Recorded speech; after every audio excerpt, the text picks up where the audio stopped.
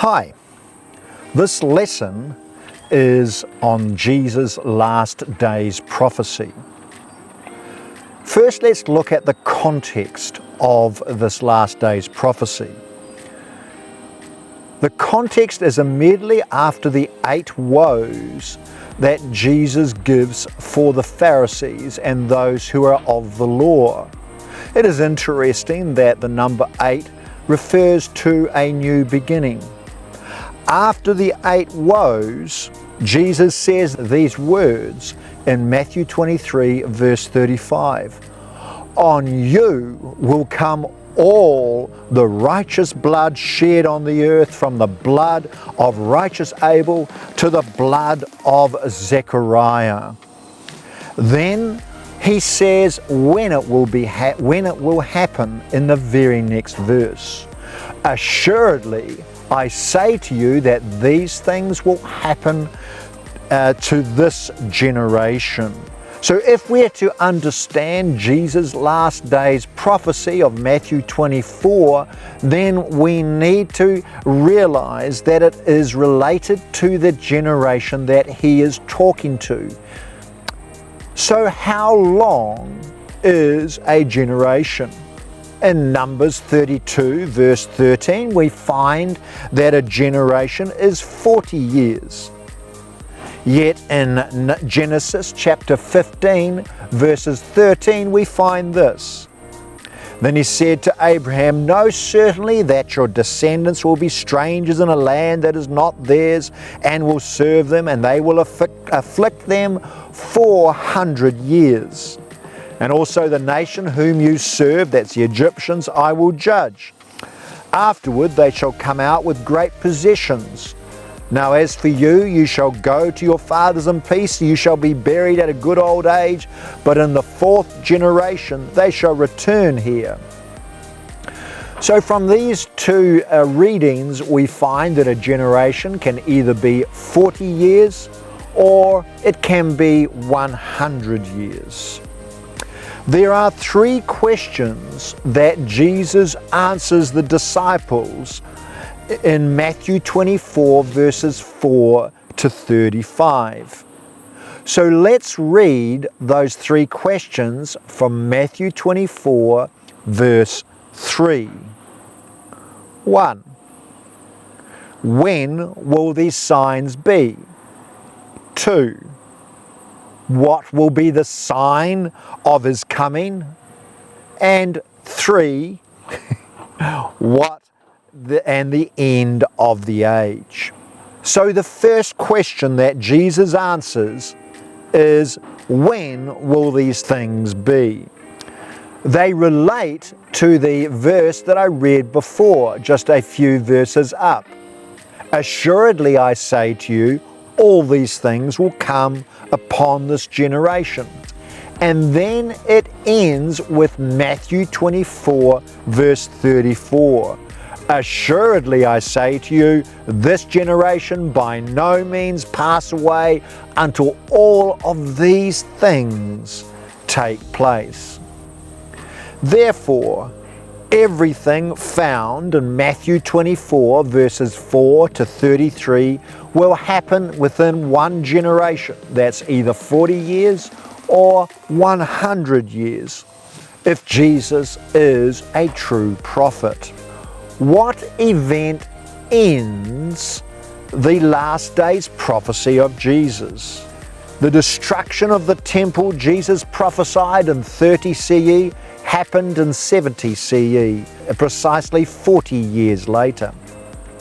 The final removal of the stones from Jerusalem happened in 130 CE, precisely 100 years, one generation after Jesus prophesied. And Jesus said to them in Matthew 24 verse 2, do you not see all of these things? Assuredly I say to you, not one stone shall be left here upon another that shall be thrown down, that shall not be thrown down. It's an interesting point that the Wailing Wall that is seen in Jerusalem now is not the temple, it's not even its foundations, it's the sub-foundations of the temple. So let's take a closer look at the last days prophecy of Jesus. As Jesus laments over Jerusalem, he says these words, Matthew 23:37 to Matthew 24 verse 2. O Jerusalem, Jerusalem, the one who kills the prophets and stone those who are sent to her, how often I've wanted to gather your children together as a hen gathers her chicks under her wings, but you were not willing. See, your house is left to you desolate. The Roman army is the abomination, causing desolation and ceasing the old covenant in 70 CE. Matthew 24 verse 15. Therefore, when you see the abomination of desolation spoken by Daniel the prophet standing in the holy place, the abomination that causes desolation, we will look at later, referring to the Roman Empire entering Jerusalem in 70 CE. The holy place, or hagios topos in Greek, never means the temple. It refers to the city, not the temple. For wherever the carcasses, there the eagles will be gathered together. That's Matthew 24 verse 28, and Luke clarifies it in chapter 21 verse 20 when he says, but when you see Jerusalem surrounded by armies, then know that the desolation is near. Jesus predicts the destruction of the temple. The physical destruction of the temple meant that the old covenant had disappeared, as it was no longer able to practice the sacrifices.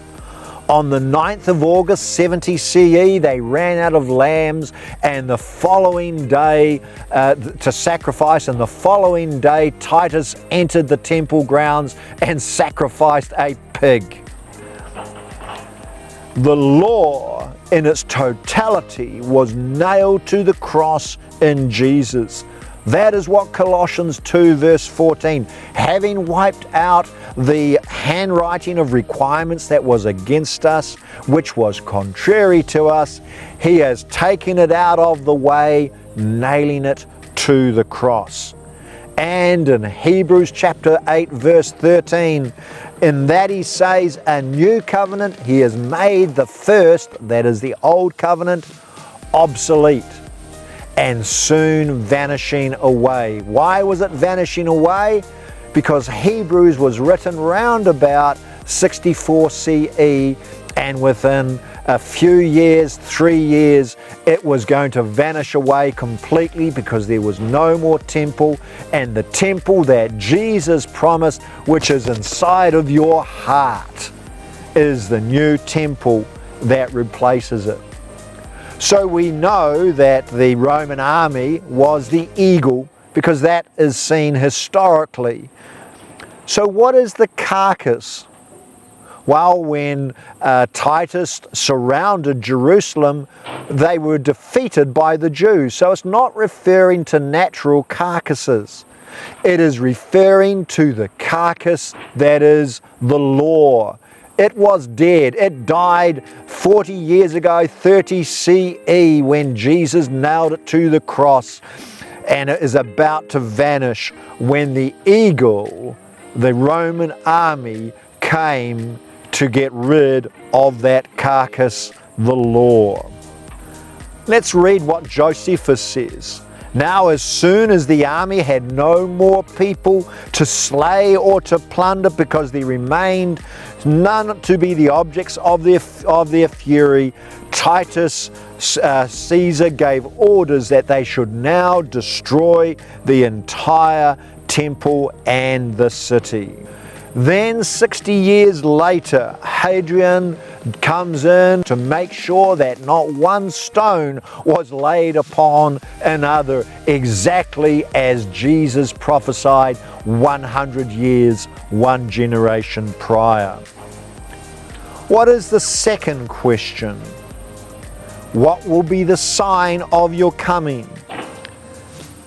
Matthew 24 verse 29, immediately after the tribulation of those days, the sun will be darkened and the moon will give none of its light. The stars will fall from the heaven and the power of the heavens will be shaken. Then the sign of the Son of Man will appear in heavens. We'll look at the sun darkening and the moon not giving its lights and the stars falling later on, but it is the sign of the coming of man. And that happened in 66 CE. There were 3 historians that refer to the sign of Jesus coming with his armies. Josephus was one of them, and Tacitus, I believe, was the other that refers to the visitation in 66 CE. The third being the historian Pseudo-Hegesippus, who was not a follower of Jesus Christ, also refers to that. So what is the last days? The end of the age is still to happen. The last days have already finished. That is why the writers of the New Testament Bible are in the last days and refer to being in the last days. Luke talks about being in the last days in Acts chapter 2 verse 17. Paul refers to being in the last days in 2 Timothy 3 and Hebrews 1 verse 2. Peter refers to being in the last days in 2 Peter 3 verse 3. Are all of these wrong? No, not at all. As does James as well in chapter 5 verse 3. We need to remember that this is the Word of God, that these are not people who have somehow mistaken what God is saying, that they are really not in the last days and the last days are still to come. No, those 4 apostles were right. When they said they were in the last days, they meant they were in the last days. The third question that Jesus answers is, and when is the end of the age? Matthew 24 verse 35 to 36. Remember that this is after that second time that Jesus says all of these things will happen to this generation. So it is not about the generation of AD 30 to 70 or AD 30 to 130. It is now about the future. Heaven and earth will pass away, but my words will by no means pass away. But of that day and that hour I do not know. Jesus knew and said what that generation was, but this is different. This is not the last days that Jesus prophesied. This is the end of the age, and let me read on what God says. But of that day and hour no one knows, not even the angels of heaven, but my Father only. Why did he say these words? Because Jesus was not in authority at that time. He received authority when he ascended on high 40 days after his death and resurrection. So the end of the age is not part of the last days prophecy of Jesus. We need to interpret in Greek what the word age means. It does not mean a generation. It is a period of time. It is where we get the word eon from. So it is a specific period of time, not a generation. Jesus is with us until the end of the age. Go therefore and make disciples of all nations, baptizing them in the name of the Father and the Son and the Holy Spirit, teaching them to observe all things that I have commanded you. And lo, I am with you always, even to the end of the age. Jesus is with us to the end of the age, and it is for the purpose of fulfilling the Great Commission. As he said, the end of the age is when the final harvest will take place in Matthew 13 verse 39. The enemy who sowed them is the devil, the harvest is the end of the age, and the reapers are the angels. So I want to look briefly at the theology of the futurists. The incorrect theology of the last days prophecy by Jesus. What they do is they say that it is then and now. But when they do so, they actually are saying that Jesus is a false prophet. Why is that? Because referring to the Great Tribulation, Jesus says these words, "For then," which is within that generation, "there will be a great tribulation, such has never been seen since the beginning of the world. No, nor ever shall be." So the futurists say to us that there is a coming great tribulation, and as by saying that, they are making Jesus to be a false prophet, something that we can never agree with. In victorious eschatology and in millennialism, I look at in detail the heresy of John Darby and that which has resulted out of that false teaching. I strongly encourage you, if you are a dispensational cessationist, then please look at those in details. But if you are to remain a dispensationalist and say that there is coming a great millennium, a great tribulation and a future millennium, then you must also discount completely that Jesus heals today. I can categorically say to you that Jesus heals today, that He raises the dead, that He opens blind eyes, that He heals the deaf. I have seen Jesus do every single one of these, including raising the dead. It is poor exegesis to use Matthew 24 to support a narrative that we live in the last days. The last days finished in the generation Jesus prophesied and the apostles taught. The last days and the end of the age are two separate events, and the future end of the age is after the Great Commission is finished, before the day of judgment. This is the first in a long series on eschatology. God bless you as you study His Word.